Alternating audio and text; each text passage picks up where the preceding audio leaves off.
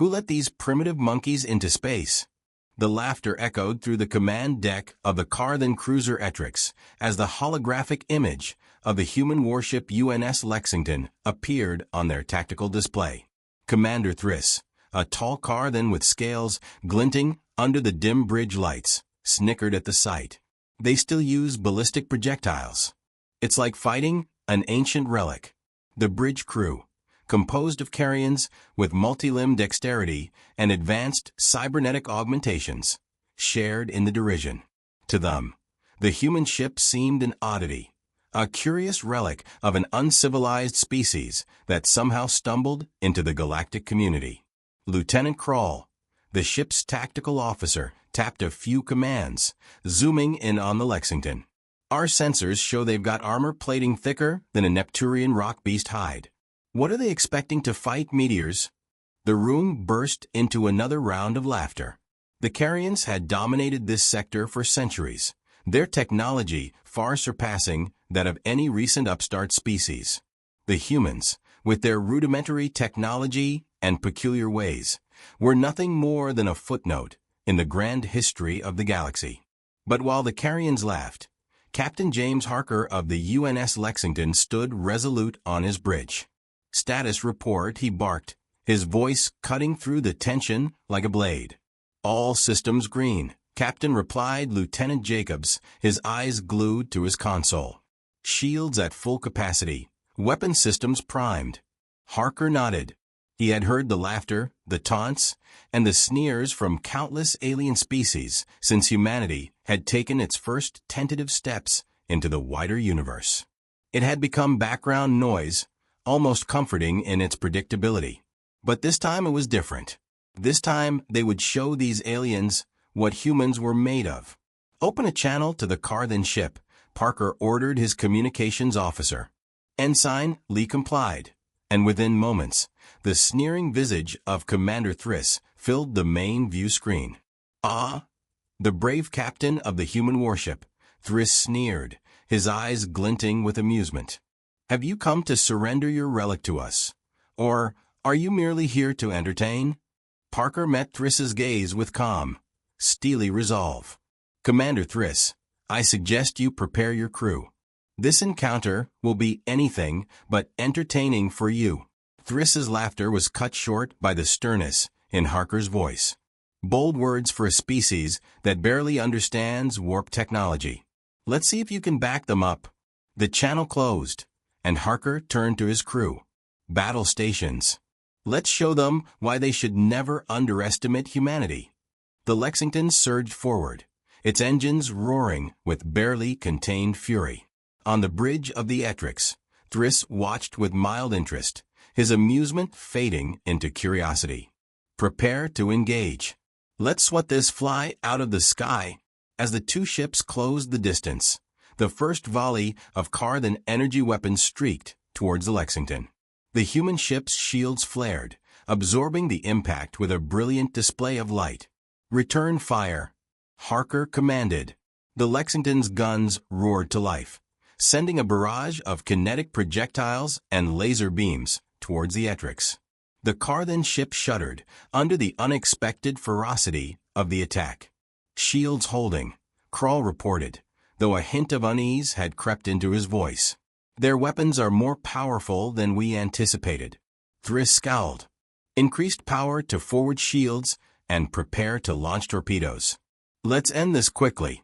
But the humans were not so easily intimidated.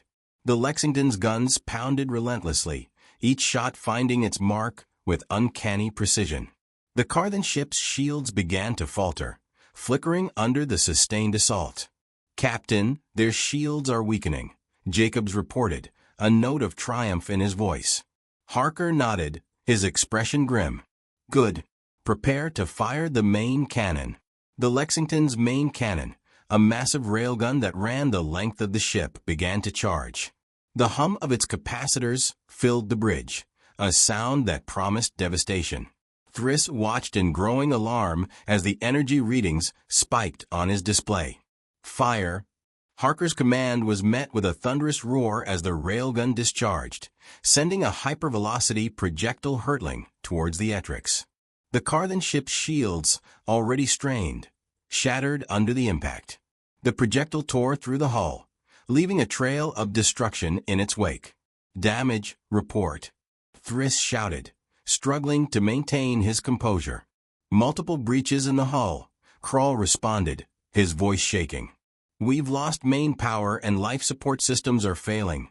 On the bridge of the Lexington, Harker watched the damage unfold with cold satisfaction. "Cease fire," he ordered. "Prepare a boarding party." As the Lexington moved into dock with the crippled car then ship, Harker allowed himself a rare smile. The message was clear. Humanity was not to be trifled with.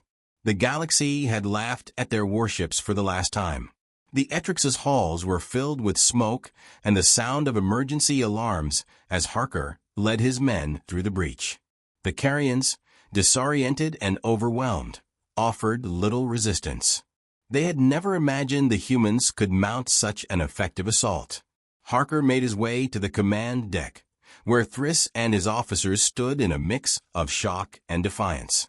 "Surrender," Harker demanded, his voice leaving no room for negotiation. Thriss's eyes burned with a mix of anger and disbelief. This isn't possible. You're just primitive beings." Harker stepped closer, his gaze unwavering. "Primitive, perhaps, but never underestimate the resolve of humanity. We fight not just with technology, but with the strength of our spirit." The car then commander, recognizing the futility of further resistance, slowly nodded. We surrender." As the humans secured the car then ship, Harker knew this was just the beginning. The galaxy would soon learn a hard lesson. Humanity was here to stay, and they would not be mocked or dismissed ever again. Elsewhere in the vast expanse of space, word of the Lexington's unexpected victory spread like wildfire. On distant planets, and in the cold vacuum of space stations, alien species took note. The humans, once dismissed as a minor annoyance, had demonstrated a level of tactical brilliance and ferocity that few had anticipated. Back on the Lexington, the crew busied themselves with repairs and tending to the injured. The adrenaline of battle slowly gave way to a sober realization of their achievement. They had faced one of the galaxy's most formidable foes and emerged victorious. "Captain, incoming transmission from Fleet Command," Ensign Lee announced. On screen, Harker replied, straightening his uniform. Admiral Thompson's stern face appeared on the view screen. "Captain Harker, I've received reports of your engagement with the Carians. Excellent work. Your actions have sent a clear message to the galaxy." "Thank you, Admiral," Harker replied. "We were merely defending ourselves. Nevertheless, your victory has significant implications. The Carians will undoubtedly seek retaliation, and other species may reconsider their stance on humanity. Stay vigilant. Fleet Command will be sending reinforcements to your sector." As the transmission ended, Harker turned to his crew. "You heard the Admiral. We're not done yet. Maintain combat readiness and prepare for any further engagements. We've proven our strength, and now we must be prepared to defend it." The crew nodded, their expressions resolute. The battle with the Carians was just the beginning. Humanity's place in the galaxy was being forged in fire and steel, and they were ready for whatever challenges lay ahead. The aftermath of the battle left the UNS Lexington a bustling hive of activity. Engineers worked tirelessly to repair the damage sustained during the fight with the car then cruiser, while medics tended to the wounded. Despite their victory, the atmosphere was charged with a mixture of triumph and tension. The crew knew that this was just the beginning. "Captain, report on our repairs," Harker ordered. "Engineering reports that hull breaches have been sealed, and shields are back to full capacity," Jacobs replied, scanning his console.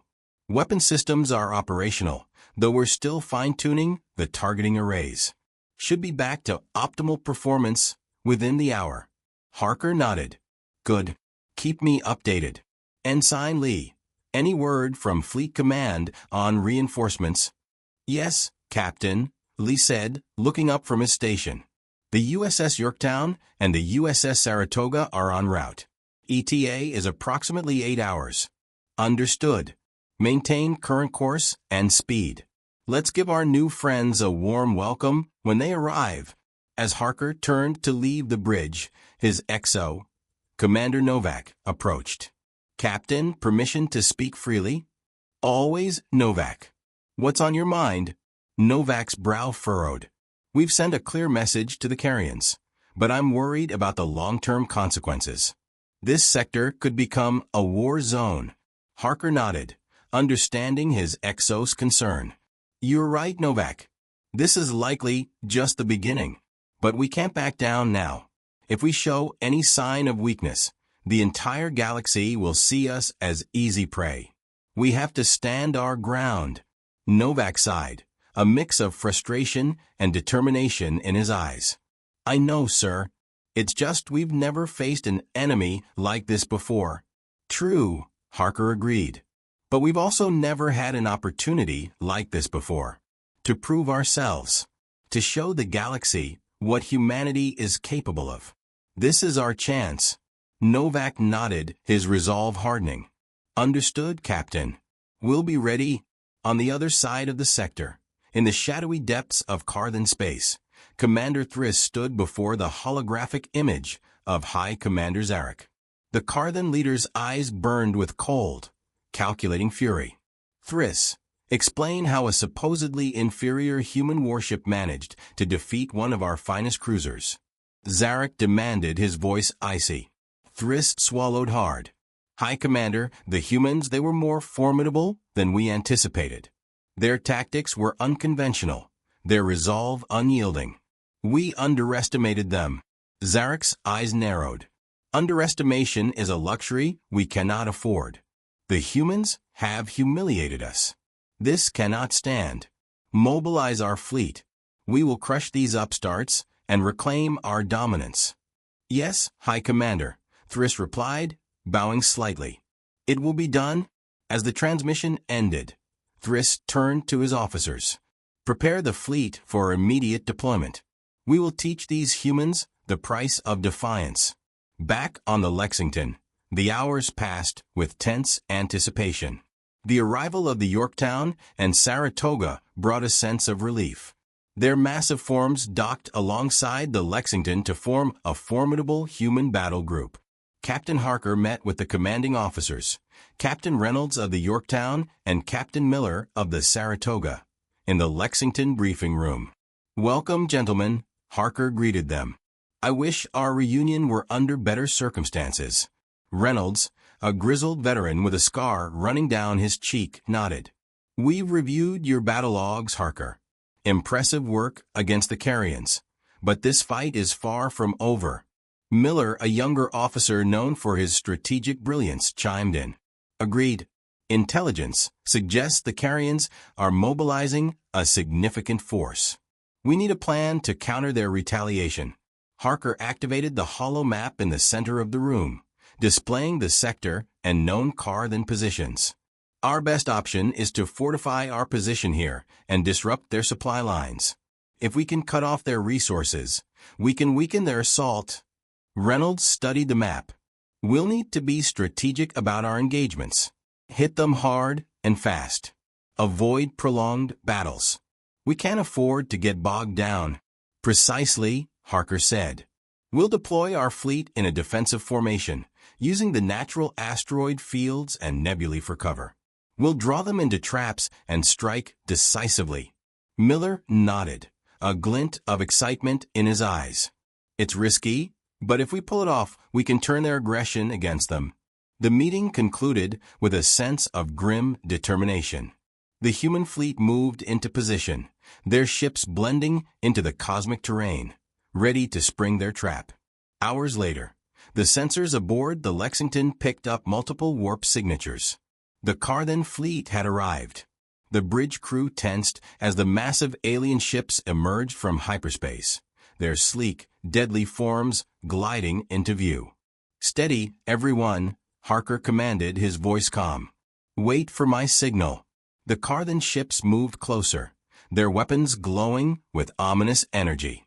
Harker watched the tactical display, waiting for the perfect moment. Now, he barked. The human ships erupted from their hiding places, unleashing a devastating barrage of firepower. The Cardons, caught off guard, scrambled to respond. The battle that followed was brutal and chaotic, with both sides sustaining heavy losses. In the end, it was humanity's ingenuity and tenacity that carried the day. The Carthan fleet was routed, their ships retreating in disarray. As the wreckage of the battle drifted silently through space, Captain Harker stood on the bridge of the Lexington, his gaze fixed on the stars. Humanity had won a decisive victory, but the cost had been high. He knew the fight was far from over. "Captain," Jacob said, breaking the silence. "Incoming transmission from Fleet Command." On screen, Harker replied. Admiral Thompson appeared once more, his expression a mix of pride and concern. "Captain Harker, congratulations on your victory. Your actions have once again proven humanity's strength. But the Carrions will not rest. We must be prepared for a prolonged conflict." "Understood, Admiral," Harker said. "We'll be ready." As the transmission ended, Harker turned to his crew. "We won this battle, but the war is just beginning. Stay vigilant. Humanity's future depends on our resolve." The crew nodded, their faces set with determination. They had proven themselves against one of the galaxy's most powerful species, and they were ready to face whatever came next. Humanity would endure, humanity would thrive, and humanity would prevail.